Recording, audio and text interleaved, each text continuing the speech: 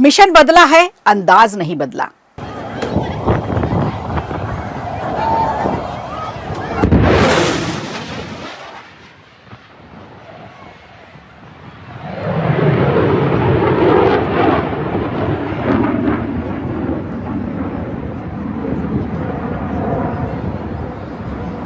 पहले 11 दिन बाद सर्जिकल स्ट्राइक, फिर 12 दिन बाद एयर स्ट्राइक और अब 15वें दिन सीधा मिसाइल स्ट्राइक। भारतीय सेना के जांबाजों ने धुआं धुआं कर दिया आतंक के गढ़ लश्कर, जैश और हिजबुल के ठिकानों को। मारे गए आतंकियों की संख्या हर घंटे बढ़ती जा रही है।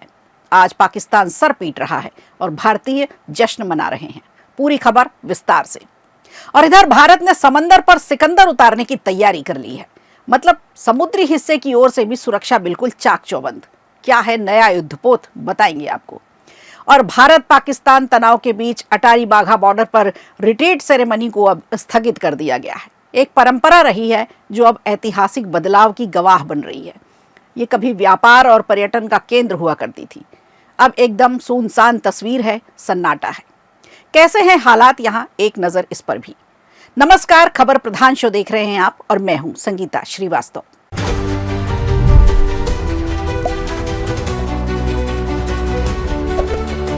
सुबह होते ही आज लोगों में सिर्फ एक ही बात की चर्चा रही।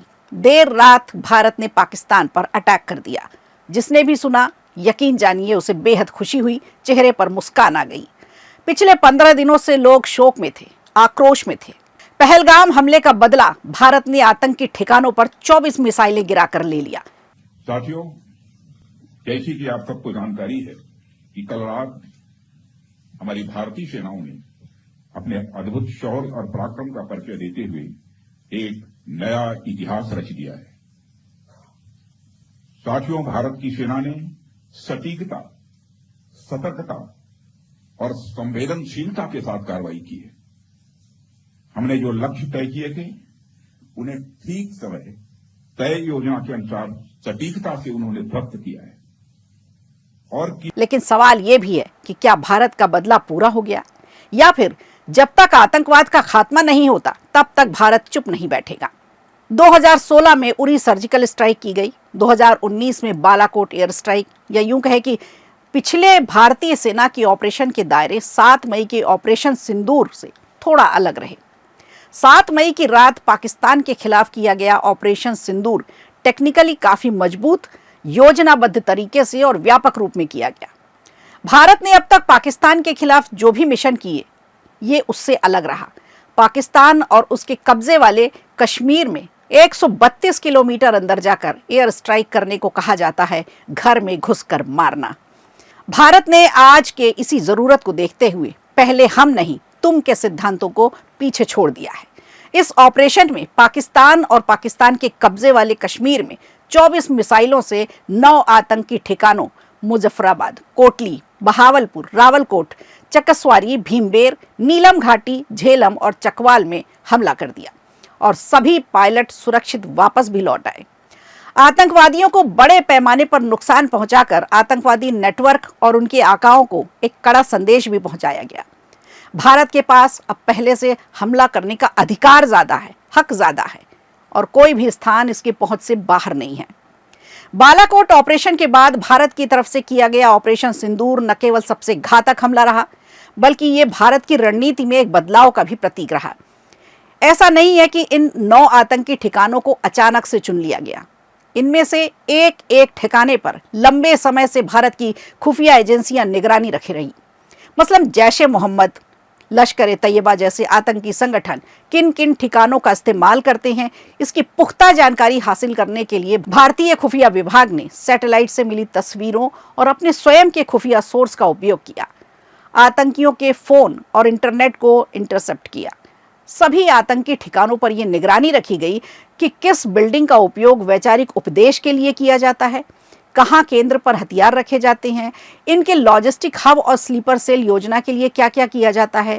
कई मामलों में आतंकवादी इन बिल्डिंग का कैसे और कब उपयोग करते हैं, उसके पैटर्न को जानने और लॉजिस्टिक गतिविधि की पुष्टि करने के लिए यूएवी सर्विस लांस को काम में लाया गया।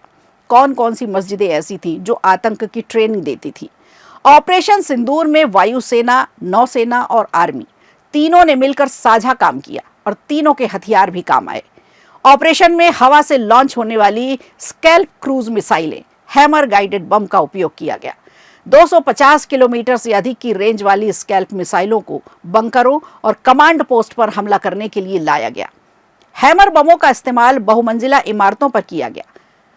विक्रम मिस्त्री के मुताबिक 30 मिनट में ही सभी मिसाइलों ने अपने निर्धारित लक्ष्यों पर हमला कर दिया था।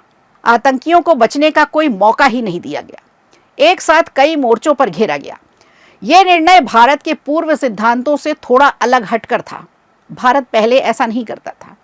यही भारत की रणनीति संकल्प की नई ऊंचाई को चिन्हित करती है, जो अपने आप में एक मिसाल बनी।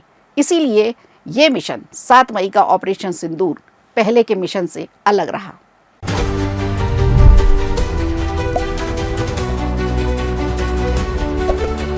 इधर भारत और पाकिस्तान युद्ध की संभावनाओं के बीच अब भारत की समुद्री ताकत भी बढ़ने लगी है। बताया जा रहा है रूस में बने एक मॉडर्न स्टील्थ युद्धपोत यानी तमल को भारतीय सेना को मई के अंत में 28 मई को सौंपा जाएगा। मीडिया रिपोर्ट्स की माने तो जून में इसे आधिकारिक रूप से नौसेना में शामिल कर लिया जाएगा और ये जंगी जहाज ब्रह्मोस मिसाइल से लैस होगा, जो राडार की पकड़ में भी नहीं आएगा। तमल युद्धपोत 2016 में हुए भारत रूस रक्षा समझौते का ही एक हिस्सा है, जिसके चलते ही 4 तलवार क्लास स्टील्थ फ्रिगेट बनाए जा रहे हैं। इनमें से 2 रूस के शिपयार्ड में हैं और 2 भारत के गोवा शिपयार्ड में बन रहे हैं। आपको बता दें, तमल रूस में बनने वाला दूसरा फ्रिगेट है। इससे पहले आईएनएस तुशिल को दिसंबर 2024 में रक्षा मंत्री राजनाथ सिंह ने रूस से लिया था। बताया जा रहा है 200 से ज्यादा भारतीय नौसैनिकों को इस युद्धपोत के संचालन और तकनीकी प्रणाली के लिए रूस में ट्रेनिंग दी गई। तमल की समुद्री ट्रायल्स में भी हिस्सा ले चुके हैं। यही भारतीय दल मई के अंत में तमल को रूस से भारत लाएगा। दरअसल ये समझौते भारत के लिए इसलिए भी खास हैं क्योंकि इसके चलते 2 अन्य तलवार क्लास स्टील्थ और फ्रिगेट गोवा शिपयार्ड में बन रहे हैं। उनके लिए जरूरी है इंजन पहले ही मंगवा लिए गए हैं, जो आत्मनिर्भर भारत की दिशा में भी एक बड़ा कदम माना जा रहा है। यानी दुश्मन को चुन चुन कर मारने से लेकर अब भारत जंगी हथियार, विमान और युद्धपोत यानी वॉरशिप भी भारत में ही तैयार कर रहा है। यही है मेक इन इंडिया।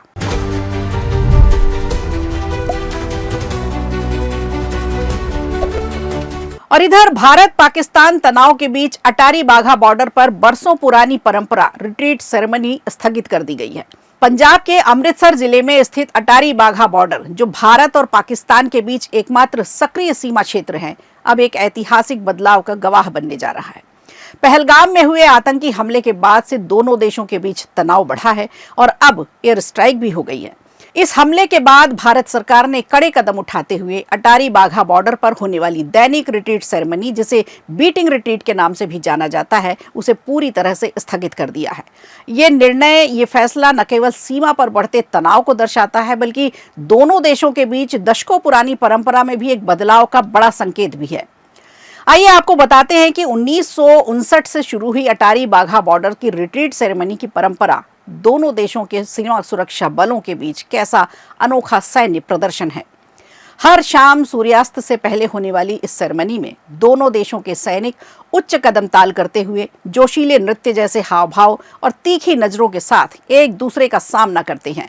ये न केवल दोनों देशों की प्रतिद्वंदिता को दर्शाता है, बल्कि आपसी सम्मान और भाईचारे का भी प्रतीक कहा जाता है।